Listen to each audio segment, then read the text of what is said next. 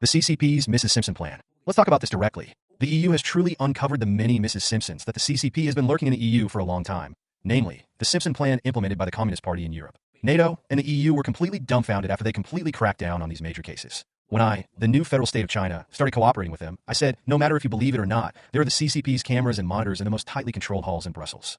And I said that many of their secretaries who have passed the most stringent and highest level security clearance are all CCP swallows. That is, Mrs. Simpson. He does not believe this when I told him. I told him a story about the guy who was engaged in the oil business on behalf of the CCP. I won't say who he was. Why did he get to do oil business? Why did the Communist Party give him large deals? And why was he the person who was sent to Africa to develop the largest oil business and earn tens of billions of dollars in just 1 year? The reason was that he was one of the executors of Simpson's Plan in Europe. He was one of the executors of the CCP Simpson Plan. He provided the money and spoke English well. With his identity, he also dared to do it. One of the executors of the Simpson Plan and a leader of the CCP was the biological father of one of my classmates. He is his real father, not his godfather, but his biological father. Why do I say the biological father? Because no one knows he is my classmate's biological father. It seems that this is a superior to subordinate relationship, but in fact, he is his biological father. Because his father avoided China's one-child policy, he was raised by his aunt. So, he doesn't call him dad but calls him uncle. In fact, he is my classmate's biological father. Everyone knows his name when I say it, but no one knows about him. Even now, the CCP doesn't know. The CCP definitely doesn't know all the secrets of the CCP. The exposure of this plan dumbfounded the Europeans.